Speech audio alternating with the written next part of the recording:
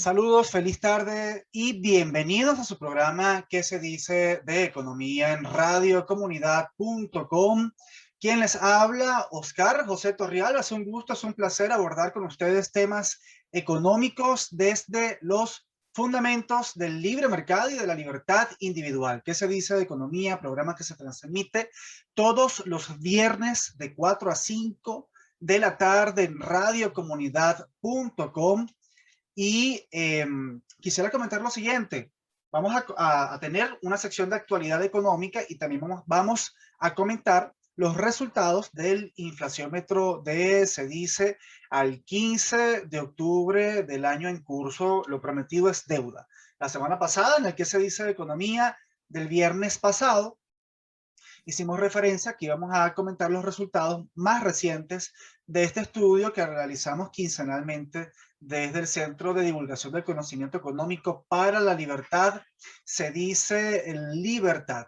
Recuerde que puede seguirnos a través de nuestras redes sociales en Instagram, @se dice libertad, en Twitter, @se dice, por nuestra página web www.sedice.org.ve, donde usted va a encontrar increíble información, va a encontrar artículos de prensa, artículos académicos, va a encontrar una sección dedicada a la biblioteca, va a encontrar una excelente sala de prensa, un blog donde se publican artículos de manera recurrente y una sección de eventos que es la que estamos observando en pantalla. Y sobre esta sección de eventos, hay muchísimos eventos ya programados, incluso hasta el 25 de noviembre hay eventos programados. Vamos a comentar los dos eventos que se vienen la semana que viene, el 3 de noviembre y el 4 de noviembre.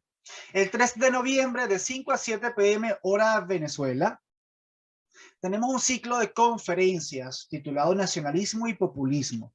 Específicamente vamos a hablar sobre el largo y sinuoso camino del populismo y tendremos como ponente a Ricardo López, quien es profesor de historia egresado de la Universidad de Belgrano y de la Universidad de Karlova de Praga. Esto es el día miércoles 3 de noviembre a las 5 de la tarde vía Zoom. Esto lo pueden encontrar de nuevo en la página web de Sedice, www.sedice.org.ve. También va a encontrar usted el siguiente evento. El siguiente evento es el 4 de noviembre, la semana que viene, el 4 de noviembre, de 11 a 1 de la tarde. Y es un ciclo de conferencias que se van a estar realizando hasta el 25 de noviembre. La primera conferencia será de nuevo el 4 de noviembre, la semana que viene. Y este ciclo de conferencias, en este caso, va a exponer Luis Alfonso Herrera y va a tratar sobre la libertad en los escolásticos hispánicos.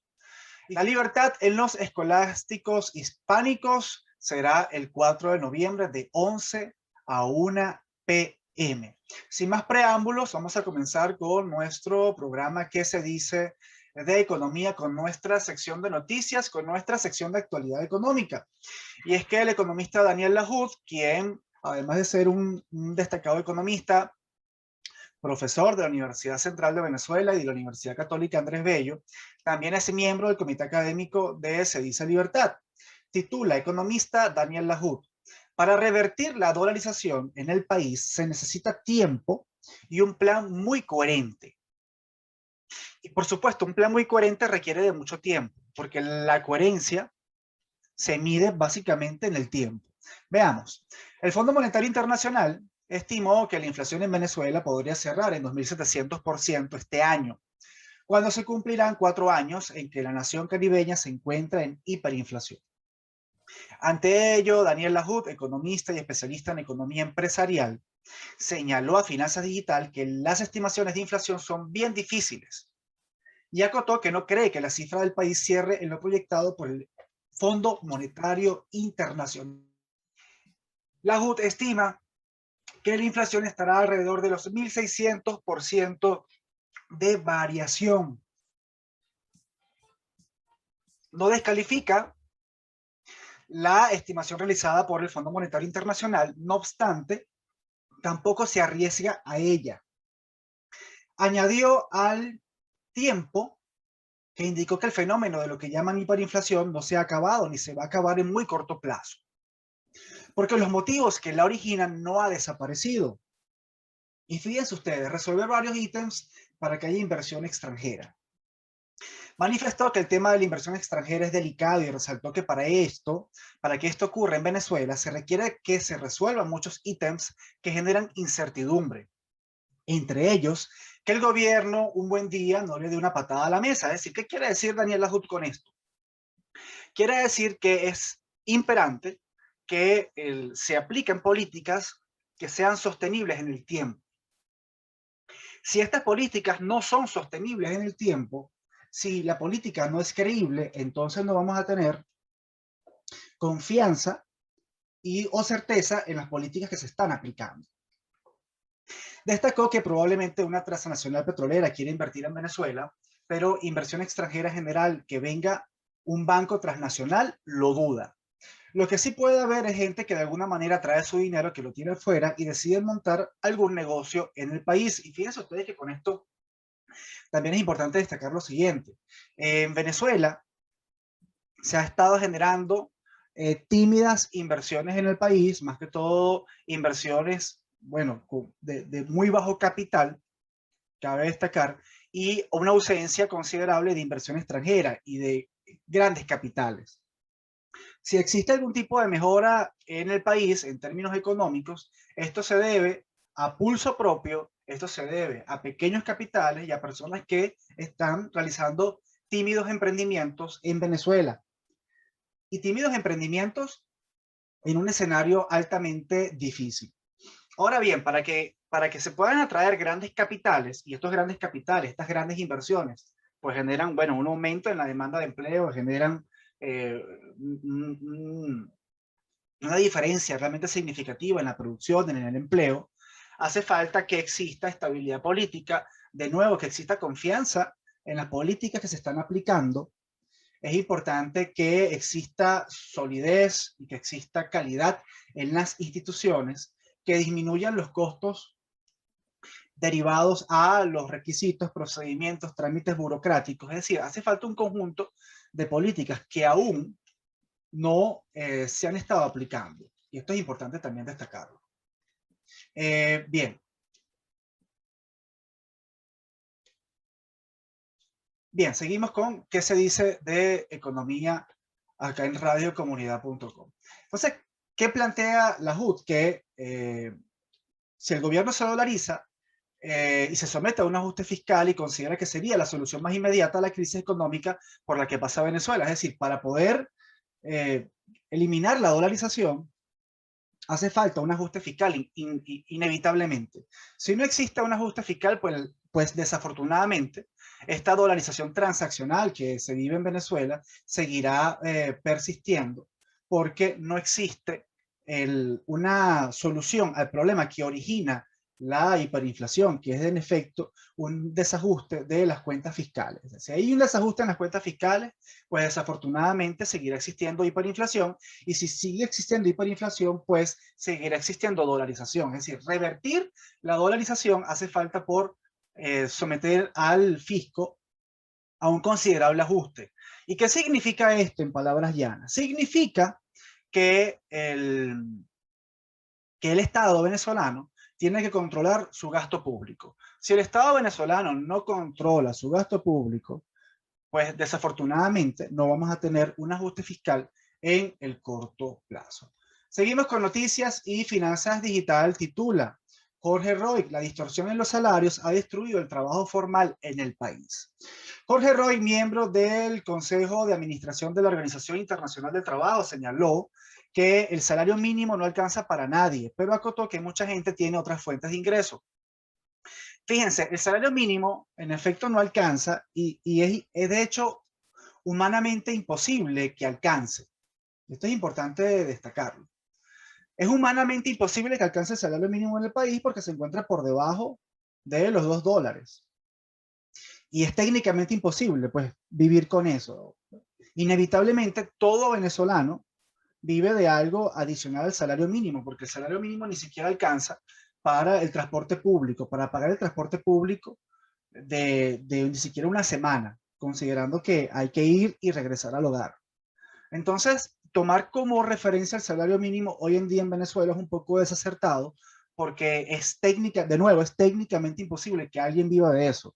Si alguien dice que vive solamente del salario mínimo, pues realmente esto es una imposibilidad. Estaría ya pues muerto por inanición, por así llamarlo, porque es técnicamente improbable. No obstante, aquí lo que ocurrió es lo siguiente: como se dejó de ajustar el salario mínimo, porque ojo, el gobierno de Maduro ha sido el gobierno que más ajustes al salario mínimo ha realizado en un periodo presidencial, más de 14 ajustes de salario, si no me equivoco, desde el año 2013. Esto, por supuesto, no ha solucionado el problema, sino que se genera un círculo vicioso entre aumentos de precio, entre la hiperinflación y entre estos aumentos de salario que sin duda alguna, pues, solucionaron el problema de fondo. Este problema que genera la hiperinflación, que es una erosión completa del poder adquisitivo de las personas. Eh, Ahora bien, si bien es cierto que hubo un conjunto de aumentos de salario y si bien es cierto también que se dejó de incrementar el salario, el mismo sector privado, preocupado por contener la fuga de cerebros que hubo en Venezuela, preocupado por la alta rotación de su personal, comenzó, sin que existiera un aumento de salario mínimo, comenzó a ofrecer salarios mucho más atractivos dentro de sus posibilidades y dentro de sus capacidades, por supuesto.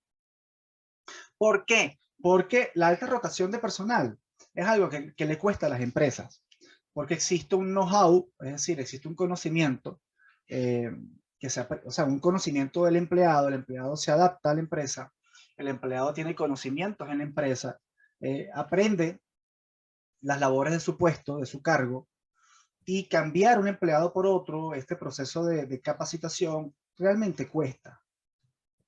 No es lo mismo un empleado que, bueno, ya tenga pericia en el trabajo que está ejecutando, o que una persona está aprendiendo, que incluso pasan meses o el primer año de trabajo y sigue adaptándose a las labores que tiene que hacer, al entorno laboral, sigue haciendo, incluso hay un componente social que hay que destacar, generar confianza en el equipo, que el equipo se comunique bien, que exista ese feedback apropiado. Entonces, el sector formal de la economía, pues ha tenido que aumentar este salario que llamamos nosotros salario medio, que por supuesto está muy por encima del salario mínimo y que puede rondar incluso hasta los $150 mensuales. Vamos a ver qué comenta Jorge Roy sobre este tema.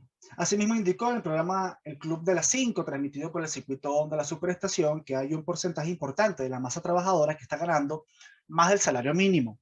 Y ojo, esta masa trabajadora es empleada por el sector formal. No estamos aquí considerando aquellas personas que decidieron migrar al sector informal a través de emprendimientos propios. Este es otro elemento importante a destacar. Es decir, hay un sector de la economía, personas que antes estaban empleadas en el sector formal, que decidieron pues generar sus propios emprendimientos dentro de la informalidad. Inclusive, de hecho, aquí mismo en que se dice de economía, nosotros empleamos la expresión de que la informalidad se ha estado digitalizando. ¿Por qué? Porque ahora los emprendimientos no son como antes. O sea, la economía informal no es como antes, que era prácticamente concentrada en la buhonería. No, hoy en día la economía informal se encuentra en redes sociales.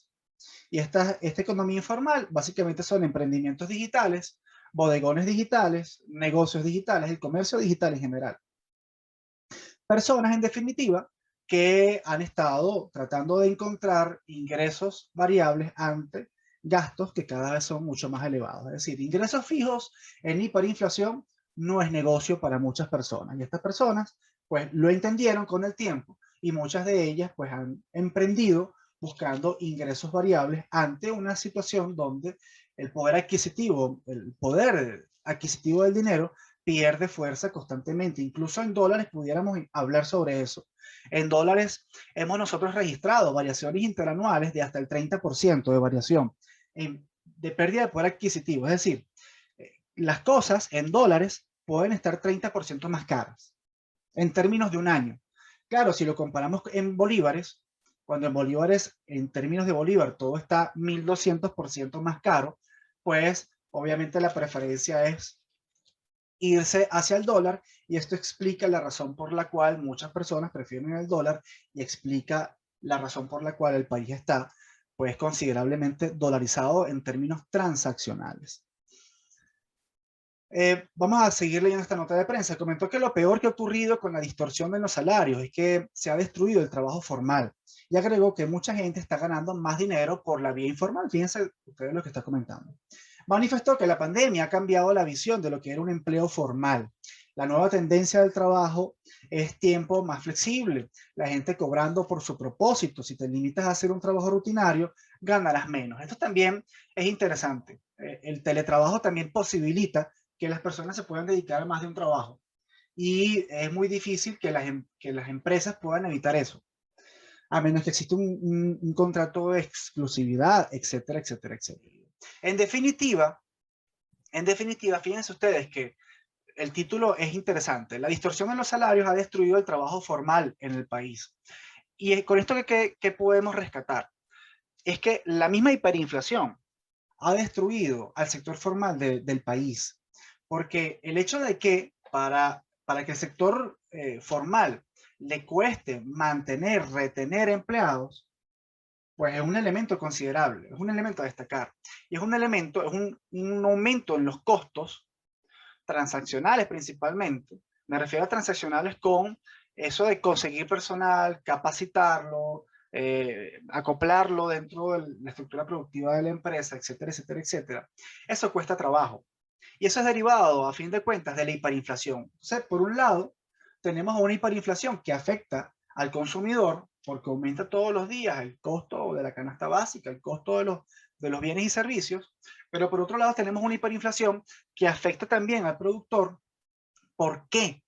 Afecta al productor en el sentido de que no solamente incrementa el costo de producción de muchos insumos, no solamente significa que existe una distorsión en la cual el empresario no sabe qué precio colocar, sino que además este elemento hiperinflacionario hace que la gente se vaya de la empresa, que busquen sus emprendimientos, que busquen otro tipo de ingresos, y esto obliga a los empresarios también a ofrecer salarios medianamente competitivos para evitar este fenómeno.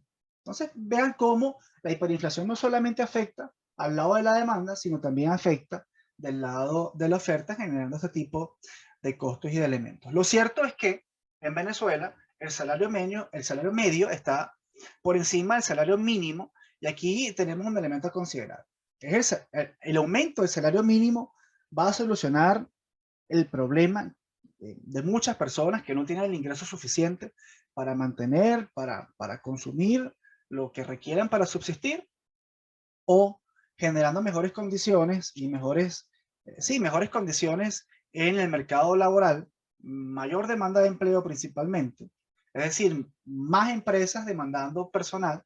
Eso pudiera presionar a través de mecanismos de mercado un aumento en la demanda de ese salario medio que ya está muy por encima del mínimo. Estas son las cosas que hay que discutir.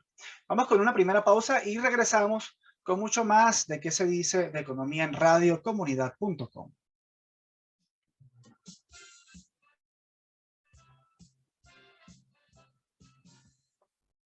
Economía en radiocomunidad.com. Recuerden seguirnos en Se Dice a través de nuestras redes sociales, en Instagram, @sedicelibertad, en Twitter, @sedice, y por nuestra página web www.sedice.org.ve, donde usted va a encontrar, bueno, de nuevo, contenido realmente valioso para su formación en elementos de economía de mercado y libertad individual.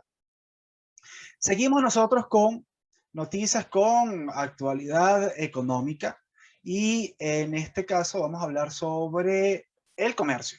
Finanzas Digital titula: Consecomercio espera que en el último trimestre del año haya un incremento en las ventas de 30%. La presidenta del Consejo Nacional del Comercio y los Servicios, Consecomercio, Tiziana Polecel, señaló que el último trimestre del año podría ser el inicio de la recuperación del sector. Ya vamos a ver algunos paréntesis en esta afirmación. Asimismo, indicó que es definitivamente una comparación que nos lleva a pensar que el crecimiento debería estar por lo menos en un 30% en las ventas en términos de unidades, no de ingresos, de unidades. Entendemos, cita Tiziana Pollesel, entendemos perfectamente que no es solo la COVID-19 el que ha impedido ese crecimiento, sino que en el país persisten los problemas de energía eléctrica y combustible, acotó. Sostuvo que solicitará una reunión con la nueva ministra de Comercio Nacional y añadió que espera mantener ese mismo espíritu de diálogo que veníamos sosteniendo con la ministra anterior. Ok, vamos a lo nuestro. Fíjense, aquí hay varios elementos a destacar en esta afirmación. Primero, ¿en qué trimestre nos encontramos? Que ya el último trimestre del año, octubre, noviembre y diciembre, son meses donde se mueven mucho las ventas, porque son elementos que llamamos nosotros elementos estacionales. Es decir, viene diciembre, vienen compras navideñas, vienen las utilidades y todos estos eventos pues generan un efecto en las ventas. Los comerciantes ya se van preparando desde agosto a septiembre, van despachando, no sé si ustedes se dieron cuenta que muchos comercios se veían vacíos a inicios de septiembre o a mediados de septiembre, porque muchos comercios van vaciando inventarios, van trayendo nuevos inventarios pensados para las compras navideñas. Y por supuesto, hay un elemento estacional importante que explica la razón por la cual Conce Comercio considera o prevé, su proyección es que las ventas aumenten 30% en este trimestre. Tenemos un elemento estacional. El segundo elemento a destacar es que hay un evento político que se va a realizar pronto, que son unas elecciones. Y estas elecciones hace que las políticas, primero que aumente el gasto público, porque previo a cada elección aumenta el gasto público. Y si aumenta el gasto público, ese gasto público significa un dinero adicional que va a circular en la economía. Ese dinero adicional va a estimular la demanda y por supuesto al estimularse la demanda tendremos entonces un aumento en las ventas. Ahora, que ese gasto público sea a su vez inflacionario, también es bueno comentarlo, es muy bueno comentarlo, pero a lo que vamos, esto va a aumentar el nivel de venta. Entonces tenemos último trimestre del año, tenemos elementos estacionales que no podemos dejar de lado. En segundo lugar, tenemos un evento político que significa un aumento del gasto público y también una disminución de esa rigurosidad con la cual se ha manejado el tema de la pandemia. A partir de, estamos a 29 de octubre, a partir del 1 de noviembre, del lunes 1 de noviembre, todas las semanas de las que quedan del año van a ser flexibles. Y esto responde también a ese evento político que acabamos nosotros de destacar. ¿Por qué? Porque el COVID-19 en Venezuela no ha desaparecido. No hay indicios de que exista una gran porción de vacunación en Venezuela. Entonces, ¿por qué relajar todas estas políticas que se han estado aplicando? Bueno, quizás tenga que ver con estos eventos políticos, va a haber mayor movilidad de la población, comercios que cierran de manera intermitente, una semana sí, una semana no, van a abrir sus puertas de manera permanente, y hemos defendido mucho eso también, que esto no responda a eventos políticos, sino que hay comercios que no tienen por qué cerrar en las semanas radicales. Sigo insistiendo en el tema de las ferreterías, por ejemplo, porque una ferretería cierra en semana radical. ¿Por qué alguien no lo considera un sector prioritario? Debe ser que esa persona que no lo considera como un sector prioritario no se le dañan las cosas en su casa. Pero en fin, y hay muchos sectores que no acumulan personas, porque se supone que estas políticas que aplican en torno a la pandemia se aplican para no aglomerar personas, para evitar la propagación del virus mediante la aglomeración de personas. Si usted, por ejemplo, tiene un servicio técnico de computadoras, usted ahí no atiende gente, usted ya atiende computadoras, usted ahí no está aglomerando a nadie. Entonces, ¿por qué este tipo de negocios que no aglomeran personas permanecen cerrados una semana sí y una semana no? Lo cierto es que tenemos un evento político, se relajan las políticas para contener la propagación del virus, Y además tenemos un elemento estacional, que son las celebraciones navideñas, que también inciden en este aumento en el comercio. Hasta ahora no hemos mencionado un arreglo en las políticas económicas, no hemos mencionado una apertura en la libertad económica, no hemos mencionado unas políticas crediticias favorables para el sector privado, no hemos mencionado una política transparente de privatizaciones, hasta ahora no hemos mencionado absolutamente nada de eso.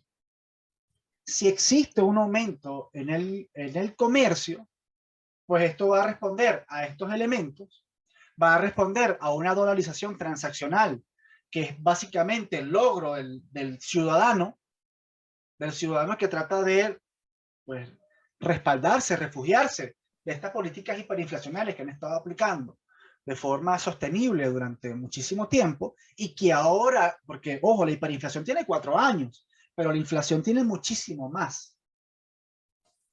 Y la hiperinflación es la misma inflación, pero a una escala mucho mayor. La dolarización no es más que el resultado, es un logro ciudadano. Y así me gusta verlo. Es un logro ciudadano, ¿por qué? Porque la ciudadanía se protege mediante el dólar, pese a las restricciones del gobierno, y esto, ojo, obligó a las autoridades a aceptar una realidad y, dado ciertos problemas fiscales, pues los obligó a ellos a sumarse a esa realidad, en este caso, a aceptar y a facilitar algunas condiciones de esta dolarización transaccional mediante la posibilidad de que usted abra una cuenta en dólares, etcétera, etcétera, etcétera. Entonces, esto es importante tenerlo en consideración. Si existe un aumento en el comercio, pues este aumento en el comercio responde a una dolarización transaccional que no es un logro en materia de política económica, que hay que acotar, perdón, no es un logro, a elementos, estacionales y a un evento político que también genera un efecto en la demanda de las personas y por supuesto en el nivel de ventas. Importantísimo tenerlo en consideración. Seguimos con noticias.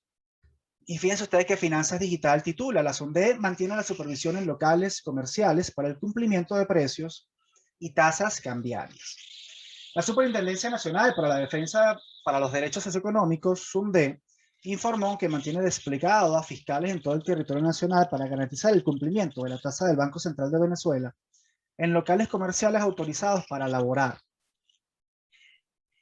Esto, en primer lugar, sigue existiendo de alguna u otra manera el control de precios. Número uno, sigue existiendo el control de precios. El que diga que no hay control de precios en Venezuela, pues entonces que lea esta nota de prensa. Sí existe una supervisión en el control de precios a través de ese anclaje de los precios al dólar del Banco Central de Venezuela. Ahora, el segundo elemento que es importante explicar acá: ¿qué está pasando con muchos comercios? O sea, ¿por qué muchos comercios hoy te aceptan el dólar del Banco Central de Venezuela y al día siguiente te aceptan otro dólar, el dólar de monitor dólar, etcétera, etcétera? ¿Por qué? Porque fíjense ustedes lo que pasa en los comercios. Si hoy la tasa del Banco Central de Venezuela está por encima de la de monitor dólar, entonces te aceptan la tasa del Banco Central de Venezuela. Si mañana la variación del tipo de cambio que se publica en redes sociales está por encima de la tasa del Banco Central de Venezuela, entonces te aceptan la tasa, es la de las redes sociales y no la tasa del Banco Central de Venezuela. ¿Qué ocurre? ¿Por qué no aceptan una tasa y ya? ¿Qué está pasando acá? Porque incluso cuando las tasas están iguales, supongamos ustedes que la tasa tanto del Banco Central de Venezuela como la tasa de Monitor Dólar o de cualquier otra página en redes sociales está igualita que la del Banco Central de Venezuela, porque entonces en algunos comercios te quieren cobrar un poco más de esa tasa. Si está en 4.4, te quieren cobrar 4.5, 4.6, dependiendo si es al alza o si es a la baja, pero de alguna u otra manera existen esos desfases. ¿Por qué? Porque no existe credibilidad en que ese tipo de cambio se vaya a sostener en el tiempo. Cuando recuerden que antes de la reconversión monetaria, que fue hace poquito, fue hace un mes, fue hace 28 días, cuando se aplicó la reconversión monetaria, el tipo de cambio aumentó de forma considerable, de 4 millones a 5 millones, o de 4 bolívares a 5 bolívares. El lunes siguiente, porque la reconversión se aplicó el 1 de octubre, viernes 1 de octubre, el lunes siguiente se aplicó una política de flotación sucia por parte del Banco Central de Venezuela, es decir, el Banco Central ofrece dólares en las mesas de dinero de las instituciones bancarias con la finalidad de presionar a la baja ese tipo de cambio. Y el tipo de cambio, a través de esa política de intervención del Banco Central de Venezuela, bajó de 5.2 bolívares, bajó otra vez a 4 bolívares, 4.06, 4.1. Ahora, una cosa es que tú logres, a través de esa intervención cambiaria, ofrecer dólares o euros en este caso, ofrecerlos y disminuir el tipo de cambio. Y otra cosa es que esa política, ese tipo de cambio, sea creíble en el tiempo. ¿Qué quiere decir esto en palabras bastante llanas? Quiere decir que la gente te dice, bueno, yo no creo que ese tipo de cambio se mantenga en ese precio de aquí a 2 semanas, de aquí a 3 semanas. Yo creo que eso en algún momento va a subir. Es decir, no creen que el tipo de cambio se vaya a mantener estable y creen que el tipo de cambio va a subir. Esto es apostar al dólar y no apostar al bolívar, porque el bolívar pierde poder adquisitivo frente al dólar. Cada vez que el tipo de cambio aumenta, hay que entregar más bolívares por el mismo dólar, o visto de otra manera, visto a la inversa, obtienes con el mismo dólar más bolívares. Si aplicas una política de esta magnitud y no es creíble, de alguna u otra manera la expectativa es que el tipo de cambio en alguno u otro momento reviente. Es decir, que al día siguiente amanezca y no me dé cuenta y el tipo de cambio ya no esté en 4.1, sino esté en 4.6. Y eso es en efecto lo que esta semana ha comenzado a ocurrir. Y de alguna manera esas personas que estaban escépticas, que no aceptaban, no estaban dudosas de ese tipo de cambio, de 4 bolívares, 4.06, 4.1, 4.2, estaban esperando este momento, el momento en el que esa brecha se rompiera y que de alguna u otra manera, tanto diciembre, tanto ese aumento del gasto público debido a este evento político, estas elecciones que se vienen, dado el pago de bonos, de utilidades, que a lo mejor algunos se hacen en bolívares, esto puede generar una presión al alza al tipo de cambio y muchas personas estaban esperando eso. Por lo tanto, muchos comerciantes, en vista de, decían, bueno, yo voy a aceptar un tipo de cambio más alto porque en algún momento ese tipo de cambio va a subir, yo voy a tener bolívares en mano y voy a comprar menos bolívares de lo que yo acepté. Porque si yo un día lunes acepté bolívares a tal tasa, una tasa baja, y de repente el día miércoles el tipo de cambio me aumentó 20%, pues entonces si yo tengo bolívares en mano, pues voy a comprar menos dólares de los que acepté 2 días antes. Entonces, por eso es que estos son elementos especulativos. Esto es especulación. ¿Por qué ocurre la especulación? Y esto es importante también tenerlo en cuenta. La especulación ocurre debido a la incertidumbre, precisamente. El acto especulativo es un acto natural en el ser humano. El ser humano especula y siempre va a especular. Ahora, habrá más especulación mientras el futuro sea más incierto. Nunca tendremos certeza entera, nunca tendremos certeza entera del futuro, pero con instituciones sólidas, con una moneda sana, con una estabilidad política, uno puede tener cierta certeza de que el futuro va a estar más o menos estable. Y si eso es así, entonces la especulación, los niveles de especulación disminuyen. Ahora, si tú estás en un entorno de alta incertidumbre, si las políticas económicas no son creíbles, Si yo no confío en la autoridad monetaria, entonces vas a tener altos niveles especulativos y se van a generar este tipo de problemas. Comerciantes aceptando tipos de cambio más arriba del que la gente está dispuesta a pagar. Vas a tener comerciantes aceptando una tasa o la otra, dependiendo cuál es la más elevada. Vas a tener este tipo de problemas en esta economía.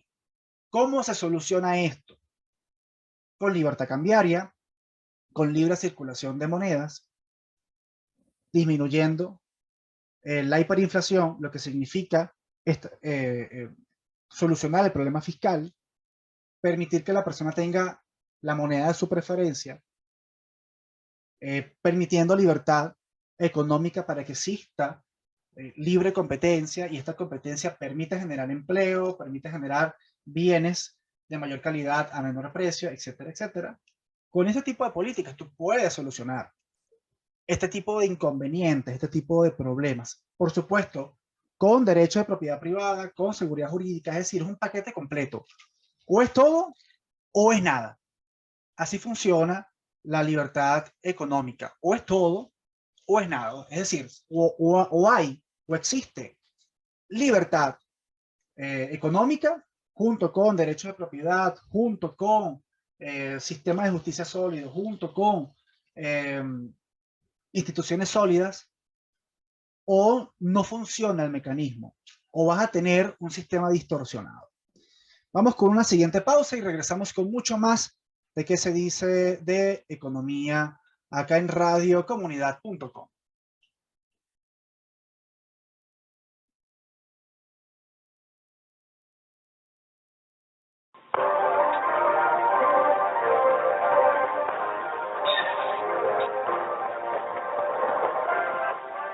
Continuamos con nuestro programa que se dice de economía en radiocomunidad.com. Recuerden que pueden seguirnos nuevamente a través de nuestras redes sociales en Instagram, @sevicelibertad, en Twitter, @sevice, y por nuestra página web www.sevice.org.de.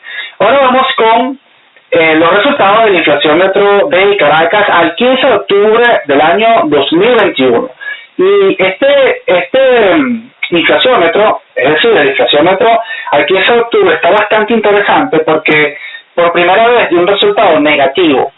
Y a mí me gustaría explicar por qué ocurrió esto. Para explicar por qué ocurrió esto, hay que de nuevo explicar qué ocurrió al 30 de septiembre al 1 de octubre del año en curso. Fíjense, vamos a leer los resultados generales y luego dar la explicación respectiva.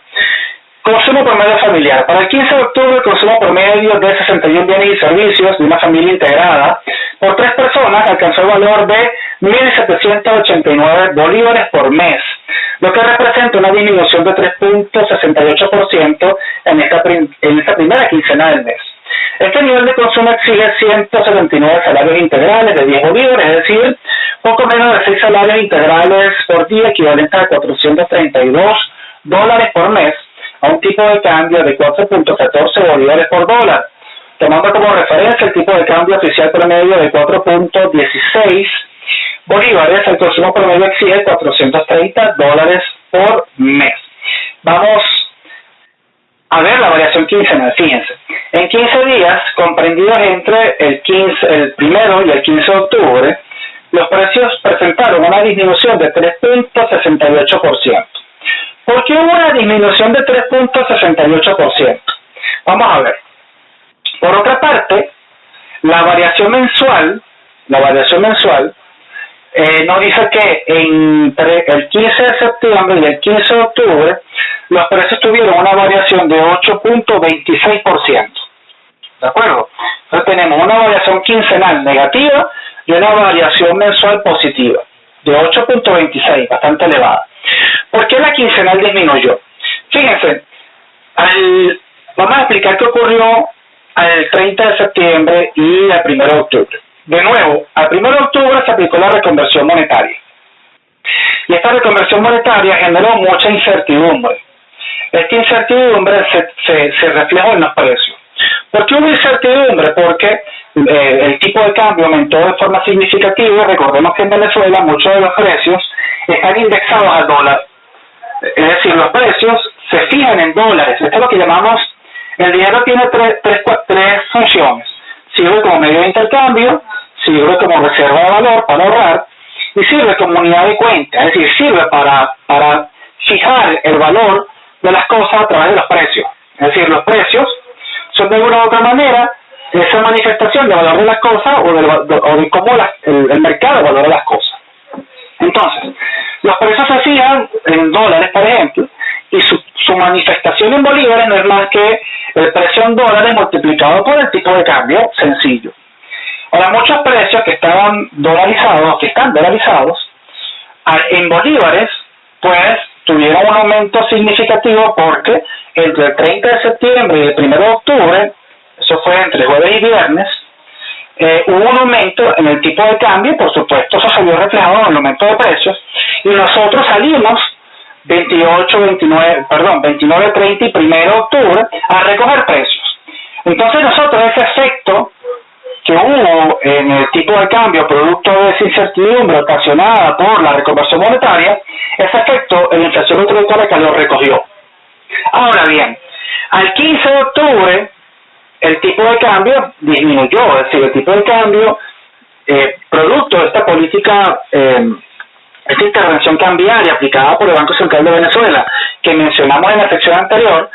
Esta política de intervención cambiaria hizo que el tipo de cambio bajara de 5.2 donde estaba, bajara a 4.06, 4.1, 4.2, que fue el tipo de cambio al cual osciló básicamente, valga la redundancia, ese fue el tipo de cambio que hubo más o menos el 15 de octubre. De nuevo, aquí lo tengo, 4.14 bolívares por dólar fue el promedio del tipo de cambio. Entonces, claro, si nosotros recogemos precios que algunos están dolarizados en el mercado, los recogemos al 30 de septiembre, al 1 de octubre, a un tipo de cambio de 5.5, y cuando volvemos al mercado, muchos precios no están al mismo precio en dólares, ojo, porque aquí hay elementos interesantísimos a destacar. Y es que cuando el tipo de cambio baja, el precio en dólares de los productos sube. Esto es interesante. Lo cierto es que pese a ese aumento en los precios en dólares, el tipo de cambio bajó y eso se manifestó en esa variación quincenal entre el 1 y el 15 de octubre y esa disminución fue de 3.68%. Es decir, de alguna u otra manera esos precios que estaban dolarizados, al bajar el tipo de cambio, el precio en bolívares también disminuyó y ese efecto lo logró recoger el inflaciómetro de Caracas en su variación quincenal. Ahora, fíjense ustedes, si nosotros en CEDICE midiéramos la variación mensual, no pudiéramos haber recogido este comportamiento. ¿Por qué? Porque en términos mensuales, la variación fue de 8.26%. Fíjense ustedes, hubo un aumento significativo de los precios del 15 al 30 de septiembre de 16, casi 17%. Perdón. Luego los precios disminuyeron considerablemente 3%, pero en definitiva en 30 días, si lo medimos en 30 días, la variación fue de 8%. ¿Qué queremos decir con esto? Que, en resumen, este aumento del 15 al 30 de septiembre y esta disminución del 1 al 15 de octubre, en términos quincenales, solamente fue un desajuste provocado por este tema de la reconversión monetaria. Eso es todo lo que podemos agregar con relación a los resultados de la inflación de Caracas. ¿Cuál es la variación acumulada al 15 de octubre? Es de 360% de variación, con una variación promedio quincenal de 8.37. Es decir, que en estos 30 días, entre el 15 de septiembre y el 30 de octubre, entre el 15 de septiembre y el 15 de octubre, los precios tuvieron una variación que estuvo aproximada a su promedio, o al promedio registrado en todas estas quincenas que han transcurrido en el año 2021. ¿Qué se puede esperar? Se puede esperar que entre el 15 de octubre y el 30 de octubre, es decir, en esta quincena que está transcurriendo, los precios vuelvan a disminuir. Probablemente no, porque el tipo de cambio no ha disminuido como disminuyó en estos primeros 15 días del mes. Es decir, ojo, y esto también es interesante, no es que todos los precios del mercado están indexados al dólar, porque fíjense ustedes, si el dólar bajó de 5 bolívares a 4 bolívares, estamos hablando de una disminución de 20%. Pero los precios tuvieron una disminución promedio de 3.68. ¿Qué quiere decir esto? Que no es que todos los precios están dolarizados, porque si todos los precios estuviesen dolarizados, entonces si el dólar sube 10%, los precios suben 10%. Pero no es lo que ocurre. No es lo que ocurre porque no todos los precios están dolarizados y porque, de nuevo, cuando el dólar baja, muchos precios que están en dólares lo suben para que su precio en bolívar sea más elevado. Eso también es un tema también a discutir. Y fíjense ustedes algo interesante, ya para concluir el programa de qué se dice de economía de hoy viernes 29 de octubre. Fíjense ustedes lo siguiente, si bien es cierto que los precios disminuyeron en 15 días, entre el 1 y el 15 de octubre, aumentaron significativamente en dólares. Fíjense que la canasta del inflaciómetro de Caracas al 30 de septiembre era de $401. Ese es el consumo, eso ni siquiera la canasta, ese es el consumo promedio de 61 bienes para una familia de 3 personas. Al 15 de octubre, ese consumo promedio fue de $432. Entonces, una variación realmente significativa. ¿Producto de qué? Producto de ese aumento en dólares, de los precios que están indexados en dólares, producto de esa disminución del tipo de cambio. Esto es muy interesante destacar y quizás en el próximo que se hizo de economía vamos a tocar a fondo este tema en particular. Sin más que agregar, vamos a despedir el programa de hoy viernes, esperando que el contenido de este programa haya sido de completo agrado. Recuerden que qué se dice de economía es un programa que se transmite todos los viernes en radiocomunidad.com. Que es importante también mencionar antes de despedir este programa. Me gustaría destacar que para la próxima edición de ¿Qué se dice de economía? Nosotros vamos a realizar no solamente un análisis del contexto venezolano, de la política económica, sino también vamos a comenzar a traer invitados, a traer personas expertos en materia económica que, bueno, van a venir y dar sus impresiones sobre el acontecer económico nacional. Así que vamos a aprovechar muchísimo el espacio para poder traer contenido cada vez de mayor calidad y profesionales de talla no solamente nacional sino internacional, profesionales del área económica que nos puedan dar sus impresiones sobre temas económicos. Bien, en la edición y montaje de Raúl Sánchez, en los controles Rafael Cedeño, en las redes Victoria Nieto, en la coordinación de radiocomunidad.com, Norángel Liscano, y en la dirección Elías Santana. Se despide Oscar José Torrealba, como siempre esperando que tengan una muy bonita tarde y sobre todo un feliz fin de semana.